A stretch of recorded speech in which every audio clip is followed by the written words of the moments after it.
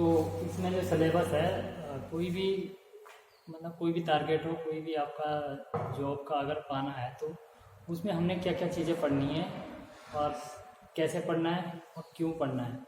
ठीक है, अब ऐसा होता है कि अगर आपको मैं सिलेबस नहीं बताऊंगा तो आप लोग क्या करते रहेंगे कि जो भी कुछ मिलता रहेगा वो चीज़ पढ़ते रहेंगे। क्या होगा? आपका लॉस होगा, है ना, टाइम भी लॉस होगा और तुम लोग जो पेपरों में आना है वो तुम पढ़ नहीं पाओगे। ठीक है, तो ऐसे ही हमारा जो फर्स्ट ईयर का जो सिलेबस है इलेक्ट्रिशियन वालों का, तो सबसे पहले है क्या है, ऑक्यूपेशनल सेफ्टी एंड हेल्थ, यानी कि व्यावसायिक सुरक्षा और मानव की हेल्थ। इसके अंतर्गत क्या क्या आता है? इसके अंतर्गत आपका जो आग लगने वाली होती है, जैसे विद्युत से आग लगती है या कपड़ों से लगने वाली आग, जो भी है आग के प्रकार पढ़ेंगे। इसमें 5 पद्धति आएगी। तो इस प्रकार की जो भी है हमारी किसमें आती है, पहले वाले चैप्टर में आती है। और इसमें प्राथमिक उपचार भी आता है। जैसे प्राथमिक उपचार कौन से हो सकते हैं? जो दुर्घटना होने के बाद जो हम उस समय क्या करते हैं, डॉक्टर आने से पहले जो उपचार करते हैं उसे क्या बोलते हैं, प्राथमिक उपचार। तो वो पहले वाले चैप्टर में आ जाएंगे। ठीक है, सेकंड में चलते हैं हम दूसरे में। दूसरे में क्या है, ट्रेड टूल्स। टूल्स यानी कि औजार, यानी कि ट्रेड के जो औजार होते हैं उसके बारे में अध्ययन करेंगे। टूल्स कौन कौन से हैं? जैसे एग्जाम्पल के लिए मैं अभी ज्यादा ना बताऊंगा आपको। टूल्स कौन कौन से, जैसे हैमर हो गया, हेक्सा हो गया, और आपका कॉम्बिनेशन प्लायर हो गया, कटिंग प्लायर हो गया, है ना। जितने भी हमारे टूल्स होते हैं वो किसमें हम सेकंड चैप्टर में पढ़ेंगे। ठीक है, अब आते हैं तीसरे नंबर पे। तीसरे नंबर पे आ जाते हैं different fitting tools. Different fitting tool एक जो हमारा है फिटर से रिलेटेड क्या है, ये चैप्टर है। फिटिंग यानी कि जो जैसे क्लैंप हो गया, जो फिटिंग के काम आते हैं, जैसे शीट मेटल होती है वो भी मतलब फिट करनी है। तो जैसे बाल्टी होती है उसमें जो फिटिंग वाले होते हैं, रिवेट हो गया, नट हो गया, बोल्ट हो गया, तो इसके अंदर काम आएंगे, किसमें आएंगे, फिटिंग टूल्स में आएंगे। ठीक है, ये भी हमारा तीसरा चैप्टर रहेगा। ठीक है, चौथा हमारा शीट मेटल है। ठीक है, शीट मेटल यानी कि जो शीट मेटल का जो वर्क होता है, इस औजार का प्रयोग करके हम क्या करेंगे, शीट मेटल का काम करेंगे। शीट मेटल जो शीट होती है, मान लो आपको शीट के अंदर रिवेट से मतलब उसको जोड़ना है, कुछ भी हो शीट मेटलिंग का काम, तो इसके अंतर्गत आता है। इसके बाद सबसे मेन जो चैप्टर रहेगा वो हमारा कौन सा रहेगा, फंडामेंटल ऑफ इलेक्ट्रिसिटी, यानी कि विद्युत का उत्पत्ति कह सकते हैं, या फिर उसका सिद्धांत कि कैसा काम करती है इलेक्ट्रिसिटी, क्या है उसमें करंट, वोल्टेज और आपका प्रतिरोध। तो इसके बारे में हम क्या पढ़ेंगे, बेसिक इलेक्ट्रिसिटी। जो हमारे इलेक्ट्रॉनिक्स जितने भी मतलब हमारे इलेक्ट्रॉनिक्स जो बाजार में आते हैं, मतलब फोन भी एक इलेक्ट्रॉनिक्स डिवाइस है, तो इसके अंदर अगर आपने बेसिक इलेक्ट्रिसिटी अगर आपने अच्छे से पढ़ा, इसमें आपका एटॉमिक संरचना है, जैसे परमाणु क्रमांक वगैरह जितने भी हैं, जितनी भी धातु है, जो मेडली की आवर्स आ रही है, तो इसके अंतर्गत आएगी फंडामेंटल ऑफ इलेक्ट्रिसिटी में। तो जितने भी कंपोनेंट है, अगर आपने ये चीज सही से पढ़ी तो जो बेसिक इलेक्ट्रिसिटी की जो कंपोनेंट है उसके बारे में आप अच्छे से जान पाओगे। ठीक है, इसके बाद हमने इलेक्ट्रिसिटी के बारे में जान लिया, औजारों के बारे में जान लिया और अपनी सेफ्टी के बारे में जान लिया। ठीक है, इसके बाद बात करेंगे केबल की। अब देखो केबल भी तो करनी होगी यूज, है ना, तारें, तो तारें इसके अंतर्गत आएंगी। केबल है, कौन कौन सी केबल कहाँ यूज होती है वो मैं आपको बताऊंगा। इसके बाद है सोल्डरिंग। सोल्डरिंग क्या होती है, जो दो तारों को एक साथ जोड़ने की प्रक्रिया को क्या कहते हैं, सोल्डरिंग कहते हैं। ठीक है, तो सोल्डरिंग इसके अंतर्गत आएगी। इसके बाद बात करते हैं डीसी सर्किट। डीसी का मतलब फुल फॉर्म है डायरेक्ट करंट। डायरेक्ट करंट जो समय के साथ अपना परिवर्तन नहीं करती, यानी कि एक सीक्वेंस में चलती है, तो उसे क्या कहते हैं, डायरेक्ट करंट कहते हैं। तो डायरेक्ट करंट में जितने भी सर्किट आएंगे उसके बारे में पढ़ेंगे। जैसे ओपन सर्किट होता है, शॉर्ट सर्किट होता है, क्लोज सर्किट होता है और आपका अर्थ सर्किट होता है। तो 4 प्रकार के सर्किट होते हैं। तो इसमें पेपर में पूछा जाता है कि ओपन सर्किट में वोल्टेज क्या है, करंट क्या है, तो इस प्रकार के भी हम इसमें अध्ययन करेंगे। और यह पेपर मतलब इसी से संबंधित आएगा, इससे कोई बाहर नहीं आएगा। 8वां है आपका इलेक्ट्रोमैग्नेटिज्म। जितने भी मोटर हो गया, पंखा हो गया, जितने भी हमारा मतलब मोटरों से रिलेटेड जितना भी हमारा मैकेनिकल पावर है वो सारा मैग्नेटिज्म यानी मैग्नेट से संबंधित संबंध रखता है, तो हमें मैग्नेट के बारे में जानना है। तो मैग्नेट क्या है, क्या प्रॉपर्टीज है इसकी और क्या क्वालिटीज है और क्या मैग्नेट का उपयोग में ले सकते हैं, तो हम मैग्नेट के बारे में 8वें चैप्टर में पढ़ेंगे।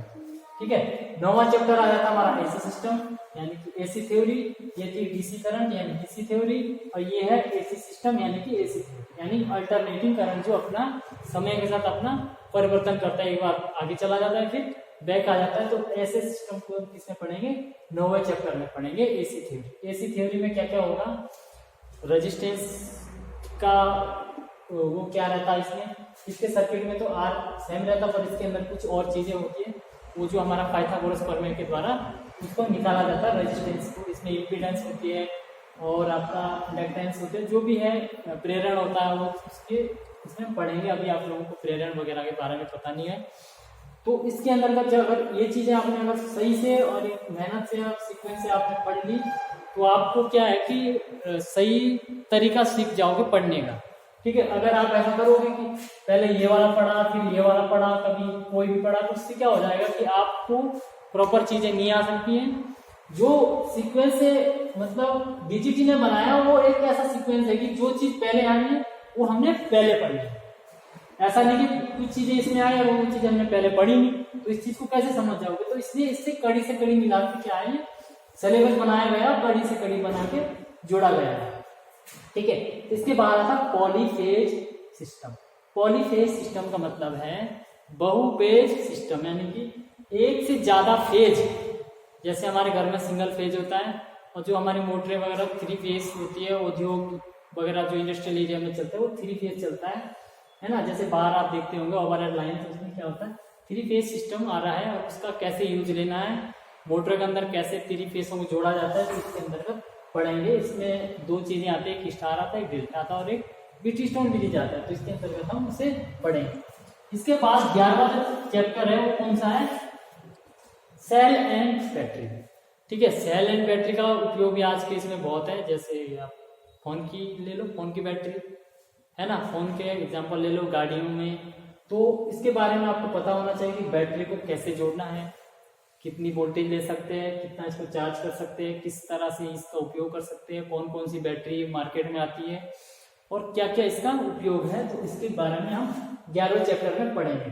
ठीक है, और सब लोग ध्यान दें कि पढ़ाई करना जरूरी है। अगर आप पढ़ाई नहीं करोगे तो पैसे आपके मायने नहीं रखते, आपकी पढ़ाई आपके काम आनी है। ठीक है, इसके बाद 12वां चैप्टर है हमारा इलेक्ट्रिकल वायरिंग। इलेक्ट्रिकल वायरिंग में जैसे आपकी उद्योग वायरिंग होती है और एक हमारी होम वायरिंग होती है, घरेलू वायरिंग होती है। घरेलू वायरिंग भी 4 प्रकार की होती है, बेसिक कीपिंग होती है, कंड्यूट पाइप वायरिंग होती है और क्या कहते हैं पीवीसी और क्लीट वाली होती है ना।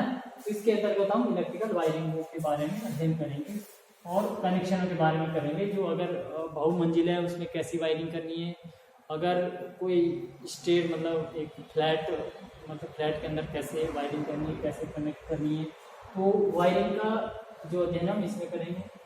कैसे कोई भी ठेकेदार वगैरह अगर आप काम करते हो विद्युत बिजली का जितना भी मतलब वायरिंग वगैरह का, तो इसके अंतर्गत तो चीज़ों का अध्ययन करेंगे। कैसे हम एक लेआउट को तैयार करेंगे, कोई भी मतलब मकान है उसकी वायरिंग को कैसे करना, उसका एक इंस्टॉलेशन क्या बनता है, एक रफ कॉपी में क्या बनता है, चित्र बनता है। तो उसके अनुसार हम खर्चे को भी बता सकते हैं, कितने सर्किट है, कितनी मटेरियल यूज होगा, तो इसके अंतर्गत ही आता है इलेक्ट्रिकल वायरिंग। ठीक है, उसके बाद है अर्थिंग। अर्थिंग का मेन फर्ज यानी भूल संपर्करण बोलते हैं हिंदी में, यानी कि मानव जीवन को क्षति से बचाने के लिए जिसका प्रयोग करते हैं उसे बोलते हैं अर्थिंग। अर्थिंग मोस्टली मानव जीवन के लिए होता है। वैसे अर्थिंग का बहुत सारे उपयोग है, उसके लिए हम जानेंगे। अर्थिंग वैसे हम 2 प्रकार की यूज करते हैं, अर्थिंग और अर्थिंग 4-5 प्रकार की होती है। ठीक है, रॉड अर्थिंग होती है, प्लेट अर्थिंग होती है और पाइप अर्थिंग होती है और इम्पीडेंस कॉइल टाइप की क्या होती है, अर्थिंग होती है। और वो कहाँ यूज होती है, वैसे घरेलू के लिए 2 ही प्रकार की यूज होती है। जैसे एक होती है प्लेट अर्थिंग और एक होती है पाइप अर्थिंग। ज़्यादातर हम पाइप अर्थिंग यूज करते हैं। ठीक है, उसके बाद बात करते हैं इल्यूमिनेशन। इल्यूमिनेशन किसे बोलते हैं, प्रदीप्ति। ठीक है,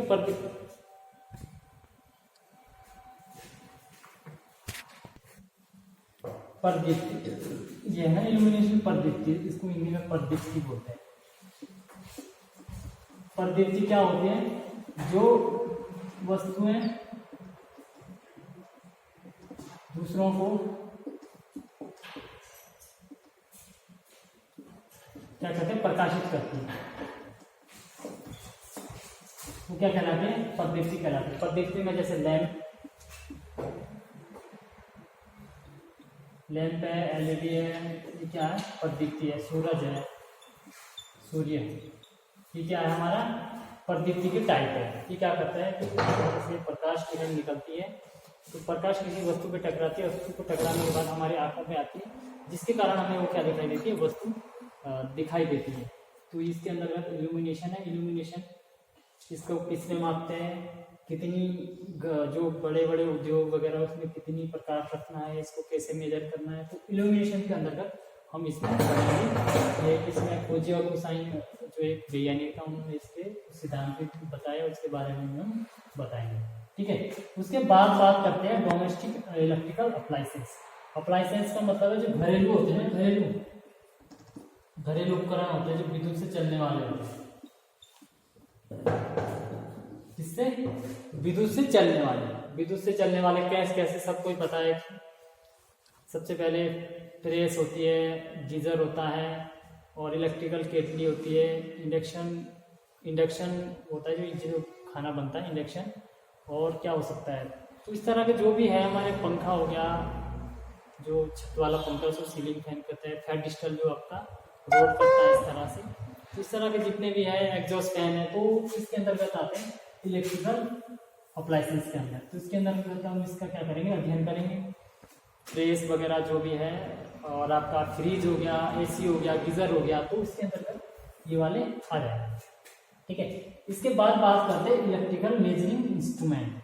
इलेक्ट्रिकल मेजरिंग इंस्ट्रूमेंट आप सबसे मेन ये इंस्ट्रूमेंट ही मेन रहता है, जैसे वोल्टेज को मापने वाला, करंट को मापने वाला, और रेजिस्टेंस को मापने वाला, पावर को मापने वाला, एनर्जी मीटर, जितने भी क्या कहते हैं इंस्ट्रूमेंट है, उसके बारे में हम इसमें 16 चैप्टर में पढ़ेंगे। यानी कि लास्ट पहला वाला चैप्टर जो आपको ये वाला दिख रहा है 16 नंबर, ठीक है, ये वाला। ठीक है, उसके बाद बात करते हैं ट्रांसफार्मर। ट्रांसफार्मर क्या करता है, वोल्टेज को घटाने बढ़ाने का काम करता है। तो कैसे घटाता है, किस सिद्धांत पे काम करता है, और क्या इसका यूज है हमारे जीवन में, और क्यों इसे पढ़ें। तो पेपरों में सबसे ज़्यादा जो ट्रांसफार्मर से सवाल पूछे जाते हैं। ठीक है, आज के लिए इतना ही, धन्यवाद।